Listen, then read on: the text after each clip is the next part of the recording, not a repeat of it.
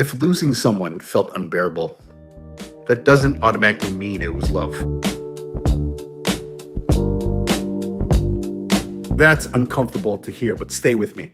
Because most people don't get stuck in relationships because something was clear and then ended. They get stuck because nothing was ever clear to begin with. When contact stops, the body doesn't ask philosophical questions. It doesn't ask what was real. It asks what just happened. Heart rate goes up, thoughts loop, sleep gets light. You replay conversations you barely noticed before. And without you realizing it, your memory starts to rearrange the story. The moments that felt good get sharper. The moments that felt off start to fade. Not because they weren't real, but because pain demands an explanation. Most people think ambiguity in dating looks like confusion. It doesn't. It looks like presence without commitment, warmth without direction, closeness that never quite becomes anything solid. You text every day, but nothing gets planned.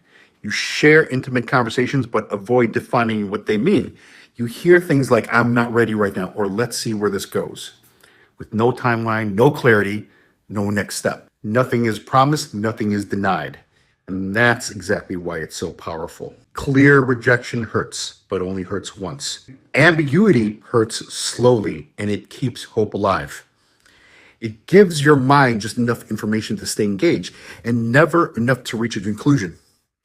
So you wait, you analyze tone, you reread messages, you tell yourself that if you're patient, if you don't push, if you don't ask for too much, clarity will eventually arrive on its own.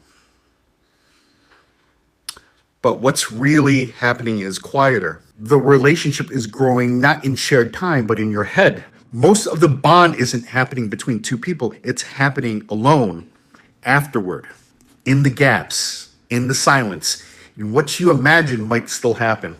There's a reason why I keep on coming back to the movie 500 Days of Summer. And yeah, this is probably the third time I've mentioned it. Not because it's a love story, but because it quietly exposes one of the most common mistakes people make in relationships. The movie literally splits the screen. What he expected and what was actually happening.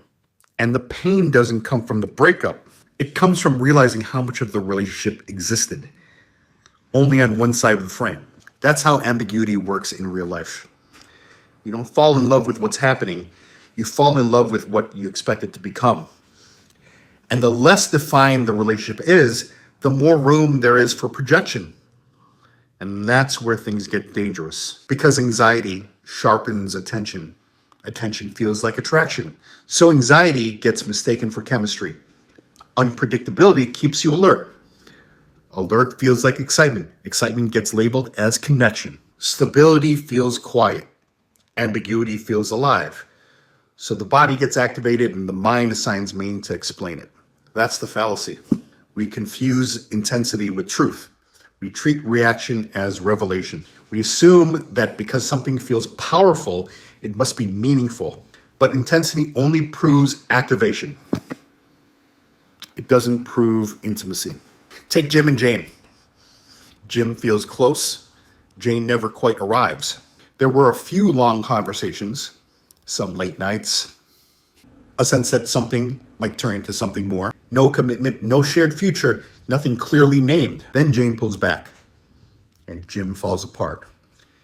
Not because something huge ended, but because something unfinished disappeared. So Jim's mind reaches for the only explanation that makes the pain feel justified. If this hurts this much, it must have meant something. And that feels like clarity, but it isn't. It's the nervous system looking for relief. That's why ambiguity is so hard to walk away from. You don't leave because there's nothing concrete to leave behind. There's no official ending. There's no shared acknowledgement, no moment where both people agree it's over. There's just an open loop. And unfinished things demand attention. Most people don't stay because they're weak. They stay because ambiguity feels like a question that still deserves an answer. But here's the quiet truth most people never say out loud. Sometimes the answer isn't missing. It was never going to arrive. And realizing that doesn't make the pain fake. It just means the story you built around it might not have been true. This is the Mortgage Guide Philosophy Series.